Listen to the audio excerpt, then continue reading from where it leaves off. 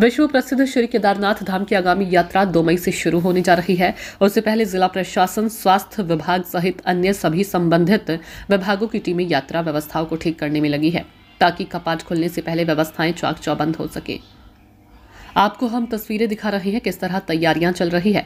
मुख्य विकास अधिकारी doctor GS खाती ने बताया कि जिला प्रशासन द्वारा सड़क मार्ग से लेकर केदारनाथ पैदल रास्तों को युद्ध स्तर पर ठीक किया जा रहा है, तो वहीं DDMA की टीम निरंतर पैदल रास्तों पर जमी भारी बर्फ को कठिन परिश्रम से हटाने में लगी है।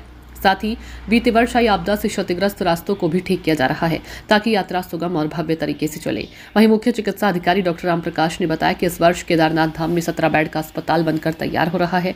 जैसे ही पैदल रास्तों से बर्फ हटाने का कार्य पूरा होगा, वैसे ही स्वास्थ्य विभाग की टीमें जरूरी सामान के साथ अपनी व्यवस्थाओं को जुटाने में लग जाएंगी। उन्होंने कहा कि गौरीकुंड से केदारनाथ धाम पैदल मार्ग पर पड़ने वाली सभी MRP पॉइंटों को भी ठीक किया जा रहा है। वहीं केदारनाथ यात्रा के प्रमुख पड़ाव फाटा में इस बार हड्डी विशेषज्ञ डॉक्टर एवं एक्सरे मशीन आदि व्यवस्थाएं की जा रही है।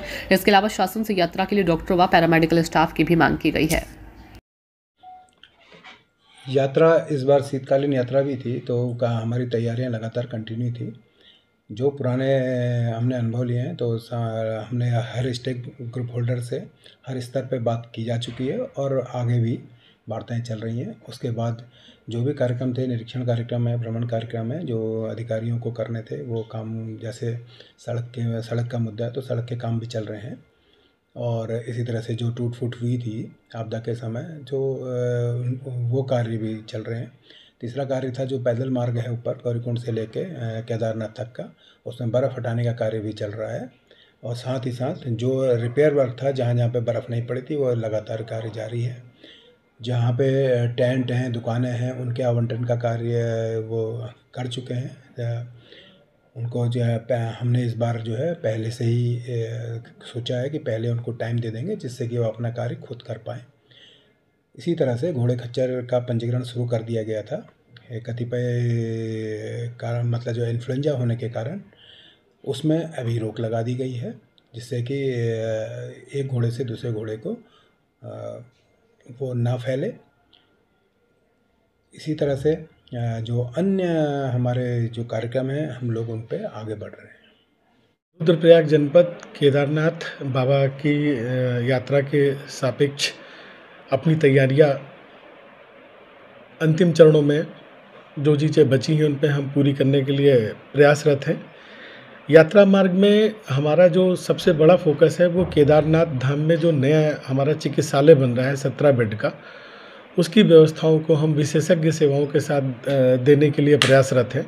उसके संदर्भ में हमारी काफ़ी तैयारियां पूर्ण हो चुकी हैं और जो कार्यदायी संस्था है उसके द्वारा ये हमें दूरभाष पे बताया गया है कि यात्रा मार्ग में आने वाली परेशानियों की वजह से अभी वो निर्माण कार्य उतनी प्रगति से नहीं कर पा रहे हैं, लेकिन वो अतिशीघ्र हमें 2 फ्लोर मिनिमम देने की बात कर रहे हैं, तो जिससे हम अपना प्रस्तावित चिकित्सालय हम इस वर्ष शुरू करने की स्थिति में होंगे।